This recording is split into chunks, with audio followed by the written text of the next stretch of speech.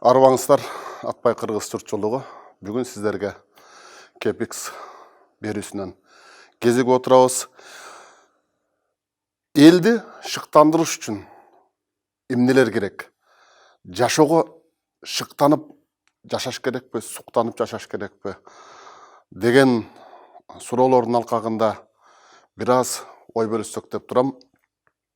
Жашоо канткенде жакшы болот. Жашоо канткенде көркөм болот дегенде аалымдардын, даанышмандардын бир уламышы эске түшөт. Бир жолоочу өтүп баратса, күздүн күнү бир жалбырак алдына жыгылат. Кулап түшкөн жалбырактан ушунчалык буркураган жыт келет. Жанагы даанышман сүйлөшөт дейт. Сен гүлсүңбү? Жок, мен жөнөкөй гана жалбыракмын. Анда неге мынча буркурайсың десе, анткени мен гүлзардын арасында өскөн жалбыракмын деген экен. Муну менен эмне демекчибиз? Эң биринчи кезекте адамды адам кылып тарбиялаган чөйрө. Андыктан мыкты чөйрөнү, жакшы чөйрөнү, жан дүйнөсү таза, жүрөгүндө гүлзар баккан чөйрөнү тандап алышыңарды каалайт элем. Бардык нерсе ошол чөйрөгө жараша болот. Балаңды өзүң теске салбасаң, турмуш теске салат деген сөздө бекер айтылган эмес. Каракчы жөн жеринен каракчы болуп калган жок. Канычер жөн жеринен канычер болуп калган жок. Себеби аны канычер кылгандагы, каракчы кылгандагы чөйрө жана чөйрөдөгү абал кандайдыр бир себептер менен ошондой бир нерсеге кириптер болгон. Эгер ал улуу даанышман адамдардын ошол эле бала, ошол эле каракчы даанышмандардын чөйрөсүндө тарбияланган болсо, ошол каракчы болот беле деген нерсе ойлондурбай койбойт. Демек, биринчи кезекте чөйрөнү тандап алышыбыз керек. Андан ары биз өзүбүздү өзүбүз өнүктүрүп, өзүбүздү өзүбүз тарбиялап жүрүп отурушубуз керек. Бул дүйнө сыноо катары берилген деп бекер айткан жок даанышмандар. Кантип тарбиялашыбыз керек? Биринчи кезекте оюбузду тарбиялашыбыз керек. Оюбузда тазалык болуш керек. Оюбуз таза болсо, боюбуз таза болсо, андан соң жолубуз таза болот. Ар дайым жакшы нерсени гана ойлонгонго аракет кылыш керек. Бардык нерсенин жакшы тарабын көрүш керек. Дагы бир уламыш болгон окуялардан айтып өтүүгө туура келет. Үйгө конокко чакырса, ичинде кара ниети бар адам кой союп жилик тартсаң да, жамбаш тартсаң, устукандын эң сыйлуусун тартсаң да, кетээринде сындап кетет. Үйүнүн бурчунда желе болуп калыптыр, же дасторкону толук жайылбай калыптыр деген сөздөрдү айтып кетет. Себеби ал адамдын ички дүйнөсүндө. Эгер бирөө менен урушуп кете турган болсоң, бир жакшы адам менен жаңжалдашып кете турган болсоң, ал адам ойлонот, бүгүн ушул адамдын маанайы жакшы эмес экен. Башка жактан бир көңүлү чөгөт ишке кезигип келеткан окшойт. Мен буга каяш айтпайынчы, мунукун туура деп койсом, эртең кайра ойлонор дейт. Мына ушул жагдайда дагы бир аалымдардын айтып жүргөн сөзү бар. Көчөдө бир ит өлүп калса, элдин баары мурдун чүйрүп сасык экен, ал экен, бул экен деген сөздөрдү айтып баратса, пайгамбарыбыз Мухаммед саллаллаху алейхи вассалам өтүп баратып, ошол өлүп калган иттин да жакшылыгын карап атат дейт. Тиштери бүтүн экен деп. Тиштери кашкайып турат экен деп, ошонун өлүп сасып аткан иттин жакшы жагын айтып атат дейт. Демек, биз жакшылыкты гана көргөнгө аракет кылсак, чөйрөбүз жакшы болот. Дүйнөбүз жакшы болот. Өзүбүздүн жашообуз жакшы болот. Жакшылыкты чакырыш керек. Жакшылыкты күтүп жата бербеш керек. Жакшылыкты багып үйрөнүш керек. Бардык нерседен жакшылыкты таба билиш керек. Ким эмнени издесе, ошону табат дейт. Эгер биз кандайдыр бир башыбызга күлпөт иш түшсө, кыйынчылык болуп калса, кысталыш ишке кезигип калсак, Кудайга наалат айтып, мен ушинтип жүрсөм эле ушундай күндү көргөстүң деп жатып алганыбыз туура болобу болбойбу? Кудай дагы сүйгөн адамына сыноо берет деп бекер айтпаган чыгар. Азирети Айыптың окуясы ага абдан жакшы мисал болуп берет. Андан кийинки биринчи чөйрөбүздү жакшы тандап алсак, экинчи оюбузду тазаласак, андан кийинки нерсе эмне кылат? Андан кийинки нерсе жакшы сүйлөө деген кылат. Жакшынакай кооз сүйлөгөндө, тандап сүйлөгөндө, адамга жылуулук таратып сүйлөгөндү үйрөнүшүбүз керек. Жакшы адам күн сыяктуу кирген жерин нурдантат дейт. Эмне үчүн жакшы адамдарды жакшы көрөбүз? Себеби алар дайым сага мээрим чачыратып, нур төгүп турат. Анын жанында, жөн эле жанында отуруш үчүн өзүнчө суктанасың, ошого аракет кыласың. Себеби ал сага жакшы мээримин төгөт. Андан жылуулук чачырайт. Мына ошондой жылуулук таратып, жылуу сүйлөгөндү үйрөнүш керек. Жылуу сүйлөсөң жылаан ийинге чыгат деп бекер айтпаган чыгар элибиз. Кантип жылуу сүйлөйбүз? Кантип жакшы сүйлөгөндү үйрөнөбүз?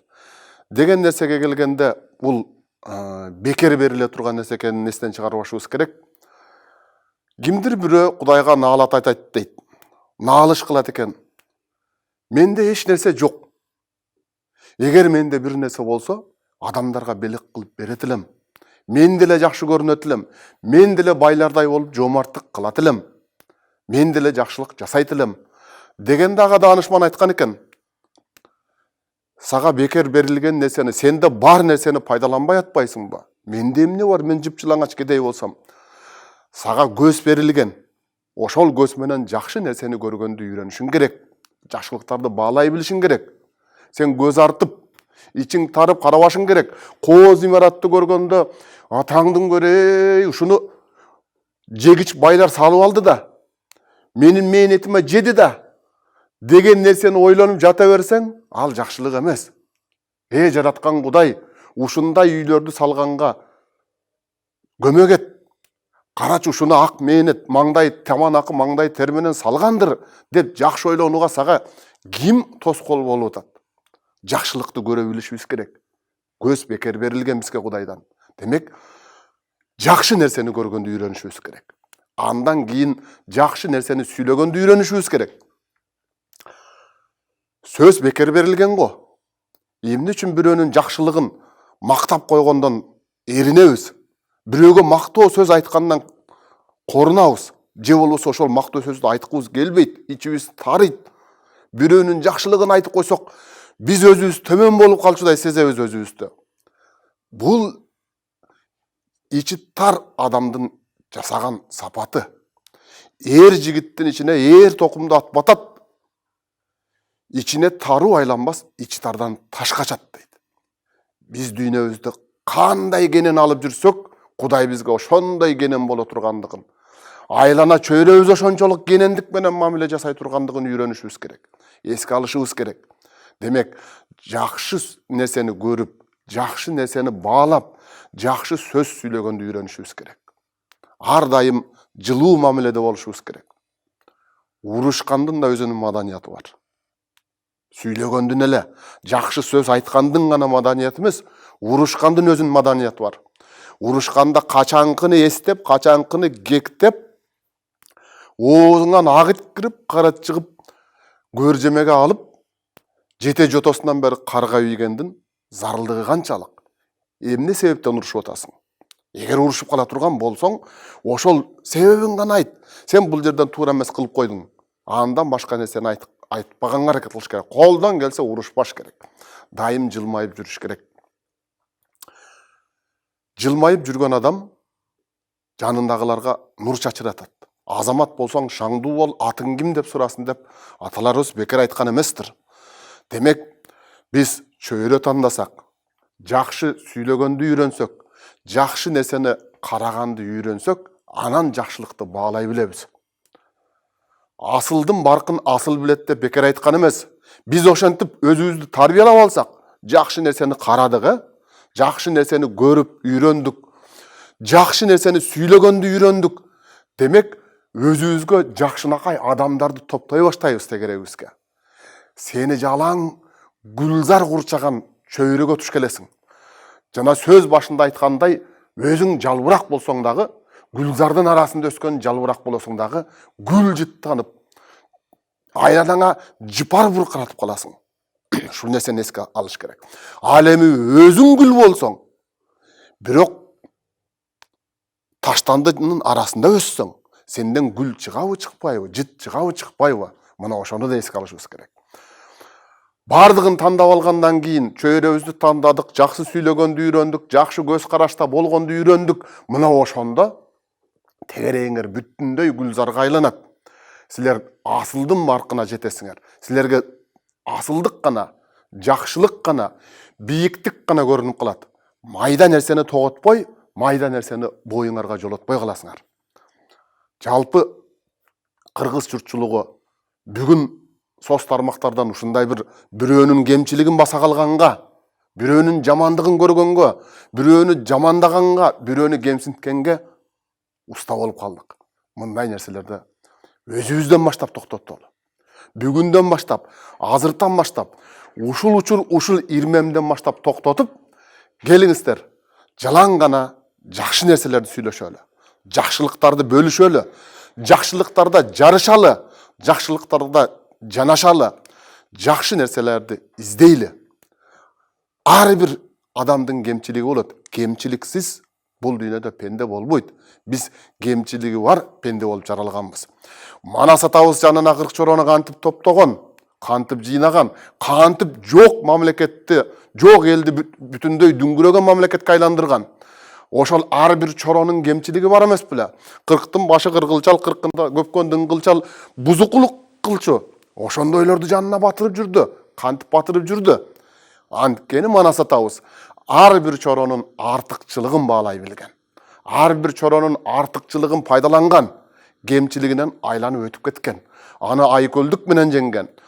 Кыргылчал бузуку болсо чубак, ачуусу чукул, сабыры жок болгон, дагы бирөөсү шашпа болгон, дагы бирөөсү ээликме болгон, дагы бирөөсү жээликме болгон, кимдир бирөөсү акылман болгон менен найза саюуга, кылыч чабууга эби жок болгон.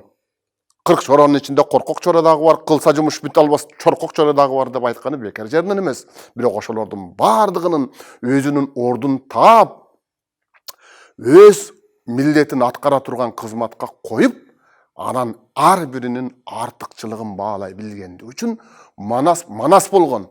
Жана жанында Манасты тегеректеген 40 чора болгон.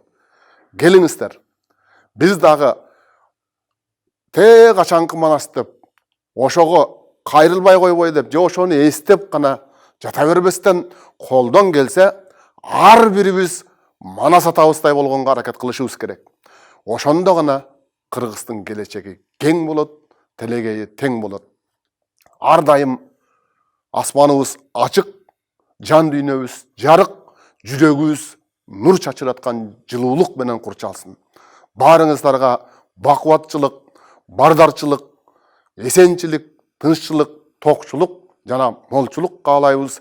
Жакшы күндөрдөн, жакшылыктардан, ырыс кешиги төгүлгөн, берекеси мол болгон жакшынакай күндөрдөн кезигеле. Аманчылыкта болуңуздар.